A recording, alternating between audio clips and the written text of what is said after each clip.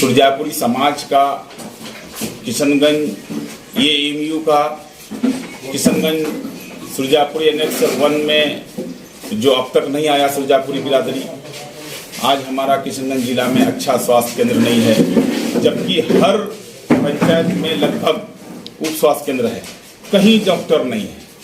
आपका कोरोना में जो मामला हुआ, आपका सब जनप्रतिनिधि लगभग खेल रहा है, खास करके एमएलसी साहब। और अभी जो राजद वालों ने एक कैंडिडेट खड़ा किया है, सिर्फ वोट काटने के लिए खड़ा किया है, ताकि बीजेपी को फायदा हो, ताकि बीजेपी को हर तरह से मदद हो, मुस्लिम वोट बढ़ जाए, जबकि मुसलमान वोट लगभग 5700 है और हमारे हिंदू भाई वोट लगभग 4300 है, यानी लगभग 10,000 वोट है।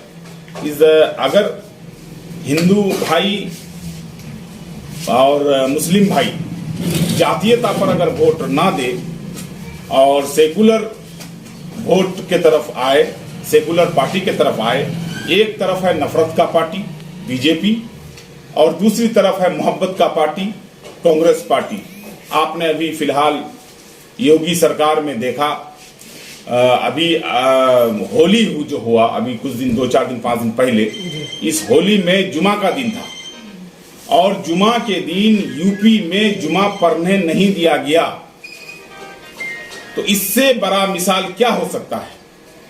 अगर फिर मुसलमान भाई अगर बीजेपी को वोट देता है तो हम समझते हैं कि इससे बुरा दिन कभी नहीं आ सकता है।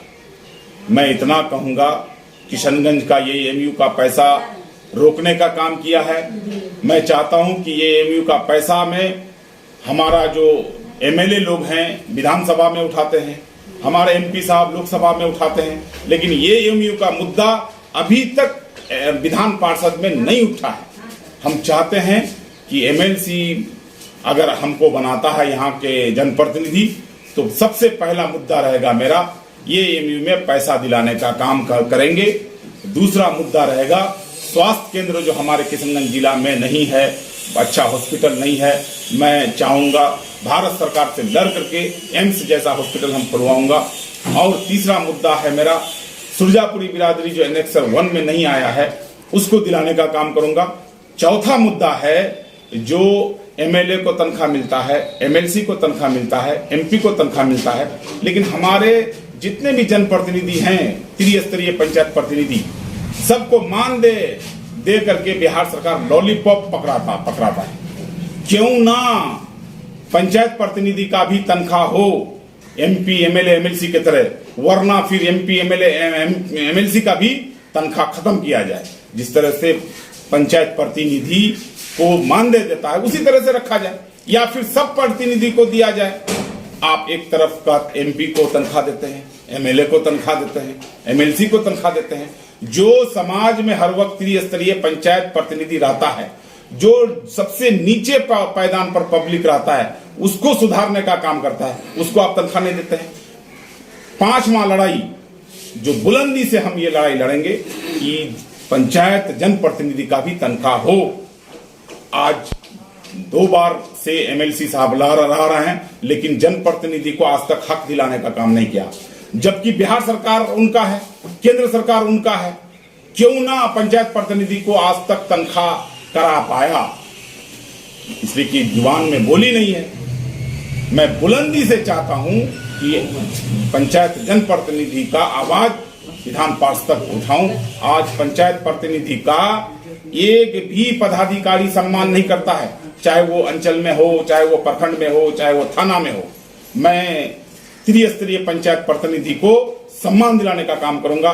खास करके हमारे वार्ड सदस्यगण को बहुत ये किया जा रहा है, अवहेलना किया जा रहा है, उसका कहीं बात नहीं रहता है।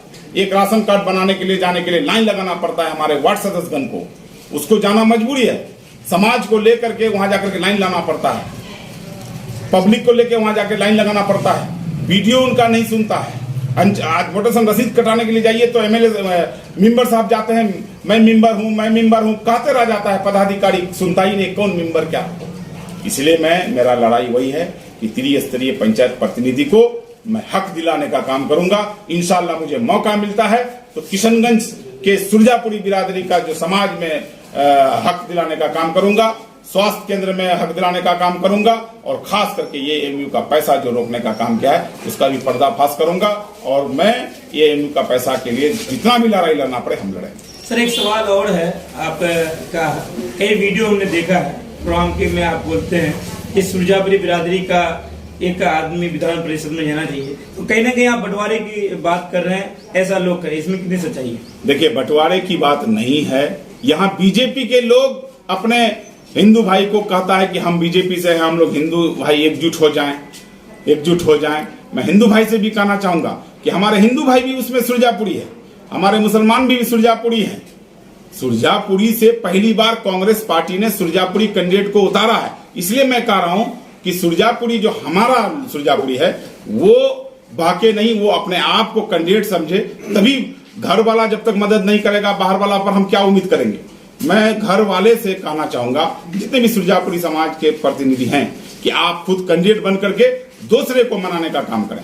सर देश में एक मूवी अभी रिलीज हुई है, एक फिल्म रिलीज हुई है द कश्मीर फाइल, जो आज तक किशनगंज में कभी ऐसी मूवी नहीं लगी थी, लेकिन आज द कश्मीर फाइल लगी है। इस पर आप क्या कहना चाहेंगे? देखिए, जो कश्मीर का मुद्दा उठाने का काम किया है इस फिल्म के माध्यम से, ये सोची समझी साजिश है बीजेपी का, और इसी समय में किशनगंज में लगाना ये दर्शाता है बीजेपी का कि जितना भी बीजेपी के वोट हैं, हिंदू वोट हैं, उसको एकजुट किया जाए। मैं प्रशासन से आग्रह करता हूं कि इस फिल्म पर बैन लगाया जाए, खास करके किशनगंज में बैन लगाया जाए। किशनगंज में जो आज किशनगंज में जो हॉल में चल रहा है द कश्मीर फायर, उसको रोक लगाया जाए, या नहीं तो अगर किसी किस्म का अगर दंगा होता है तो इसका जिम्मेवार बिहार सरकार होगा, इसका जिम्मेवार बीजेपी होगा, इसका जिम्मेवार केंद्र सरकार होगा। सर अभी आपने कहा आरजेडी का जो एमएलसी का उम्मीदवार है वो बीजेपी को फायदा पहुंचाने के लिए है। देखिए, जो सेम सवाल सर उनका भी यही है, इनमें आप क्या कहेंगे? देखिए, आप माहौल को पता कर लीजिए। मैं नहीं कहता हूं कि आप बीजेपी को फायदा कराइए, मैं ये कहता हूं कि माहौल जिधर जाता है आप उसको सपोर्ट करिए। आप देखिए, आप घूम करके देखिए, बीजेपी को फायदा करने का काम राजद वालों ने कर रहा है।